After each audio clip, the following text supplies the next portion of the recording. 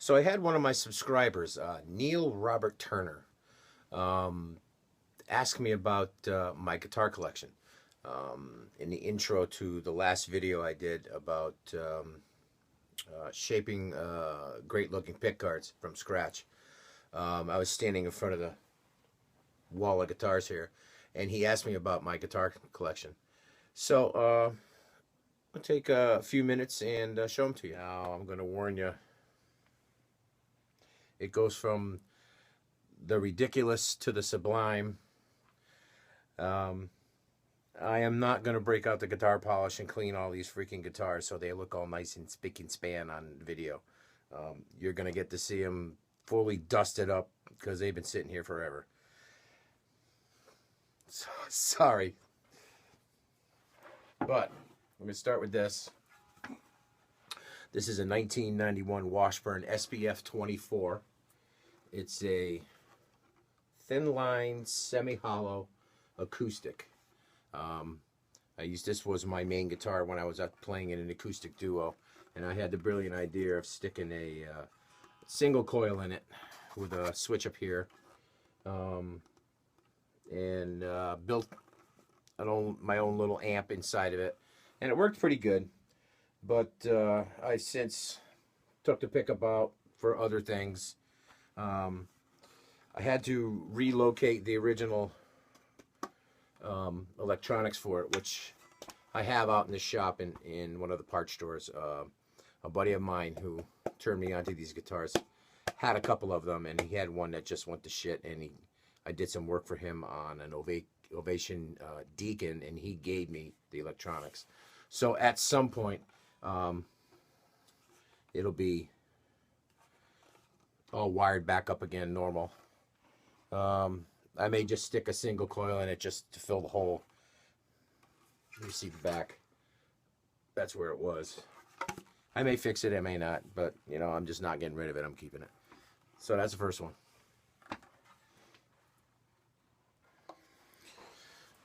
Okay, this is a silver sparkle Strat that I put together.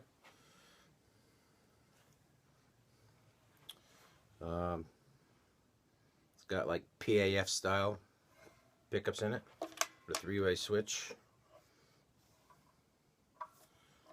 speed loading trim, which are not good, by the way. It's only a single locking system, and goes out of tune pretty easily. At some point I'm going to replace these blocks with locking ones, but pretty cool finish. Gold sparkle. I got this body on eBay for $3. Somebody put it up there with a 99-cent starting bid and free shipping, and I got it for $3. Pretty cool. Sort of Dick Dale-ish. SX neck, which was a piece of shit when I got it, but took care of all this fret sprout and everything, and it's a nice chunky neck.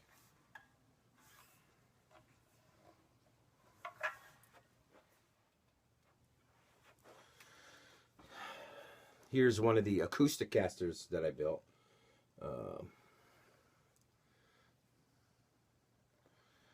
Like the one that I sent out to Ed Dana. It's a Strat copy with an acoustic bridge and piezo pickup in it. Active electronics, you can see the batteries right there.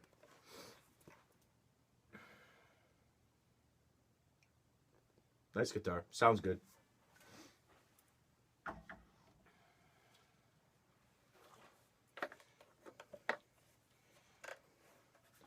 Here's the other acoustic caster I built, the one that has a tremolo.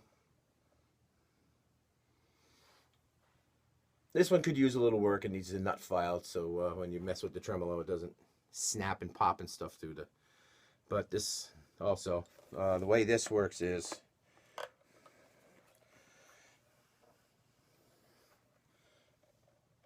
the acoustic bridge is mounted to the top of the plate that used to hold the saddles for the electric strings, and I just ground down the lip on the back of it, and then this is screwed and glued down into it.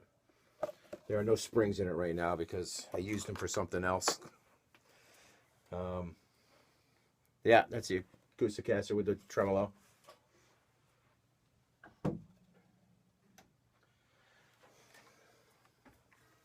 There's a Charvel that my wife bought me when we were dating. Love everything about this guitar except the maple fretboard. I do not like maple fretboards. Used to have 3 single coils in it. I cut the pickguard and put a humbucker in it. It's a nice guitar. It's got a nice cream finish on it. Used to be white, but you know, it just creamed up over time.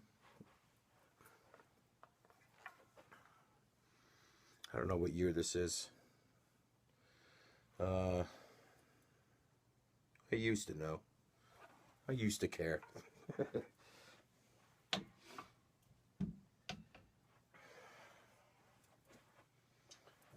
Now for the wall hangers. It's my Yamaha Coo Stick. Not a bad sounding guitar. Bought this for like to throw in the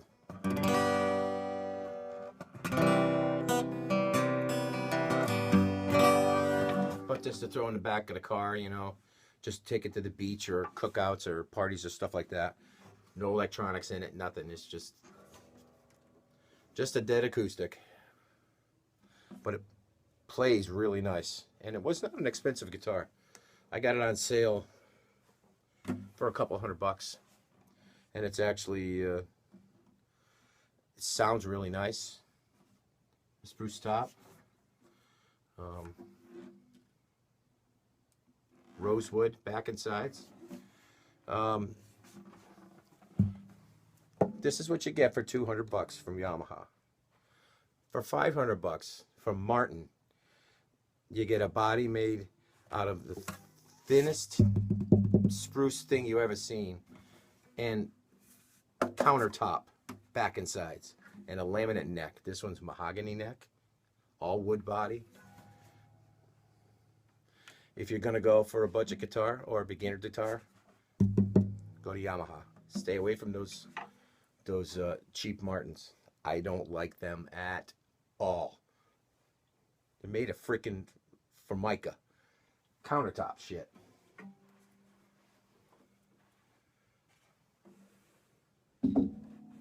Okay, next up, this is a Washburn Sb T21. It's another one of those thin line, semi-hollow body electric acoustics. Played this quite a bit when I was in the duo. Love this guitar. Plays like a freaking dream. If you see these on eBay, pick one up. They are amazing acoustic electric guitars.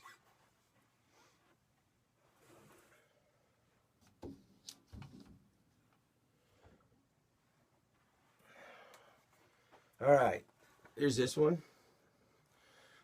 The neck is an Epiphone, bolt-on acoustic neck, and I built this body for it.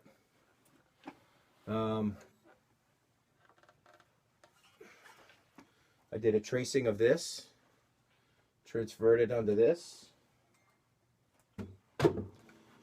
It's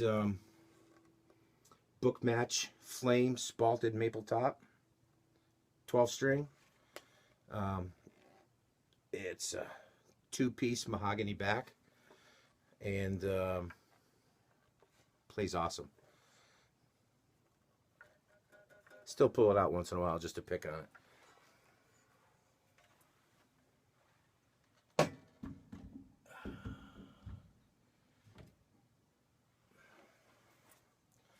Okay, here's my Ibanez.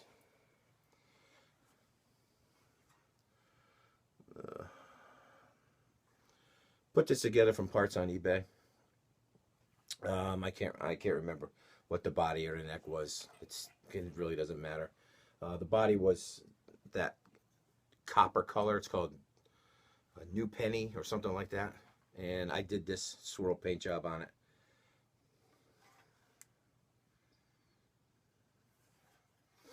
Neck's pretty cool. It's got the skunk stripe. The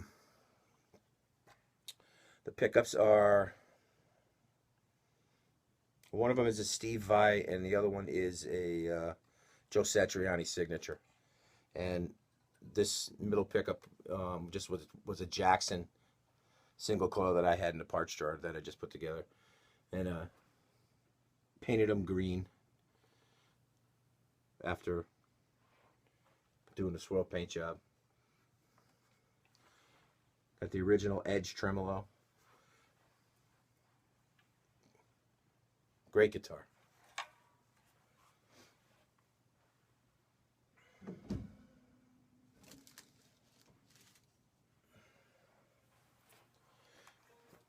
Here's a Strat parts caster that I built.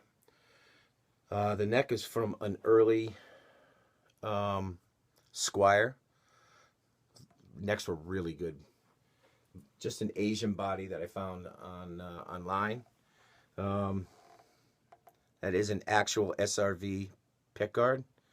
The electronics are all boutique, not noiseless, but this sound like 59 or whatever the heyday was, you know. Pretty nice.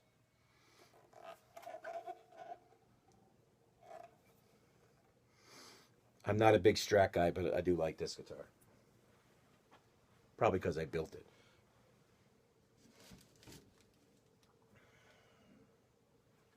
All right.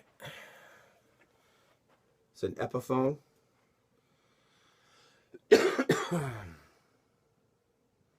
Got this guitar brand new. And the neck had separated in shipping because as I looked inside and I got it, there was hardly any glue in it whatsoever. I glued everything back together. Thing plays beautiful.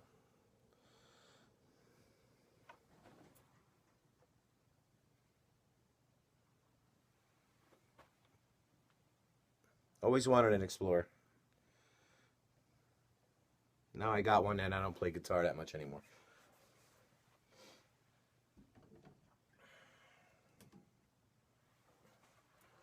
Alright, this is my Celia. This is an original design guitar that I built. The two Tonewood debate guitars, aka the Troublemakers, are based off of this. They are like a junior style of this. This has got, you know, multi-laminate binding and it's full bound headstock. It's black walnut with a mahogany neck. Pretty guitar.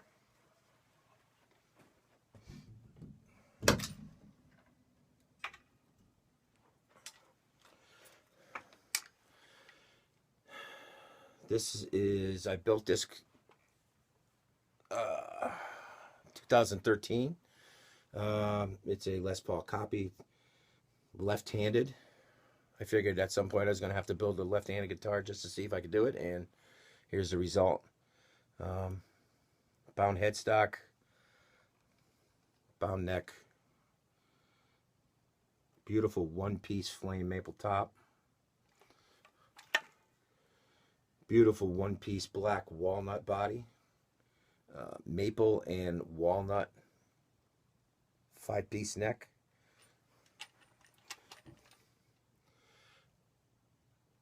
I made this color out of soaking some magic markers, some red magic markers and some blue magic markers in lacquer thinner, and then using that lacquer thinner to thin out just regular clear lacquer, and it was This is the color it came out. This is up for sale if any left-handers out there are looking for a nice Les Paul. But I gotta warn you, it's 10 plus pounds. Black walnut, 10 plus pounds. If you're a big guy and you want a nice heavy guitar, and this thing sounds amazing. Something about heavy guitars, they always sound really good. This is up for grabs.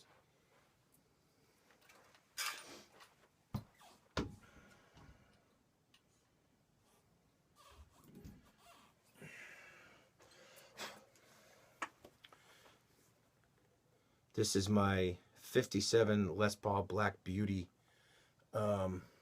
replica that I built.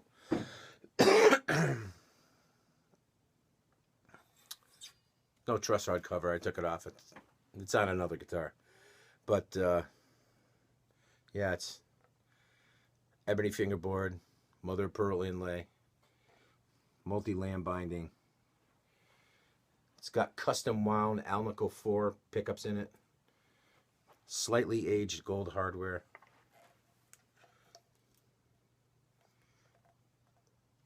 I built this guitar kind of in honor of my grandmother who had passed away. So this guitar is called Fabby. This is the prototype to the two Tonewood Debate guitars. It's the first Celia Jr. that I made. It's a two-piece flame maple top and flame maple back with a mahogany core, mahogany neck, single P90. It's a 12K P90. Freaking rocks. Love this guitar.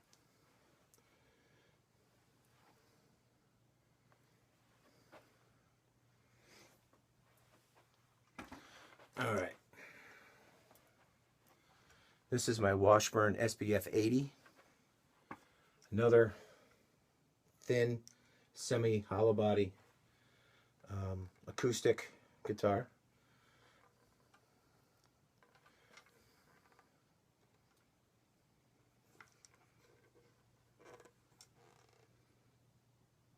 Beautiful guitar. Very wide neck.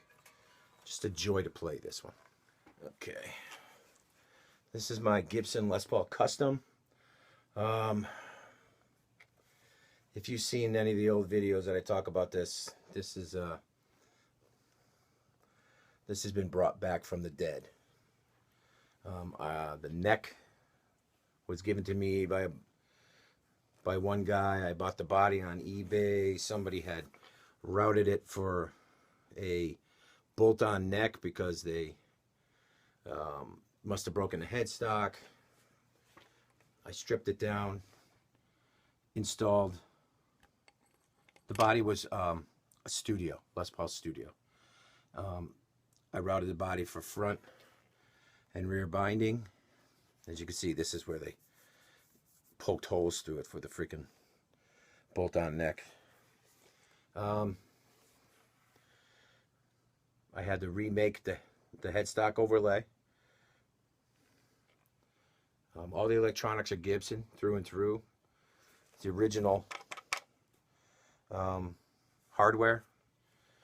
All it needs is a nut and some tuners, and then I'm going to finish it, send it out and get it finished.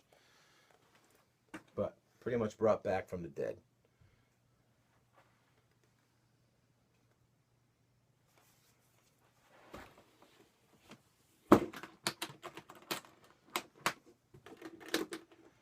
Alright, so last but not least,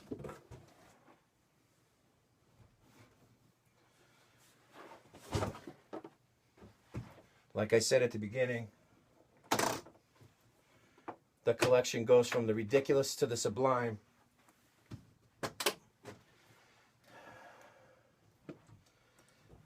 And for me, this is the sublime.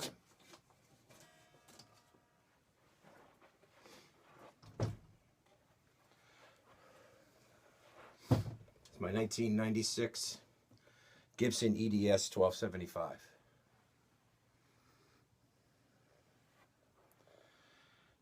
Pretty much dead nuts mint. This guitar has quite a story to it. My mother and I ordered this from Gibson in like mid 1995. It came in May of 96. I played it a little bit, you know, pretty heavy guitar. And I was young and I was stupid. And I sold it and bought recording equipment, which is sitting right over there. And about 2 weeks after I sold it, began kicking myself in the ass. And this was 1989 that I sold it. About, well, shit's 12, 13 years ago now, I started looking on eBay because, you know, I wanted to find it, see if it was out there. And in 2013, I found it. It was like 4 towns away. And the guy who had it hardly ever played it. It sat either in his closet or under his bed for all that time. And I bought it back. My mom bought it for me. That's her name, Carolyn. She was pretty surprised when I told her I was getting it back. It's an awesome fucking guitar. The ultimate rock and roll guitar right here.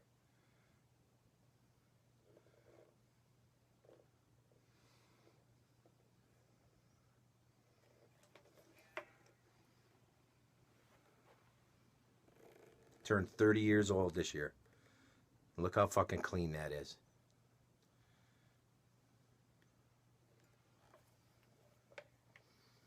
My pride and joy right here. She's home to stay. Never selling this one again.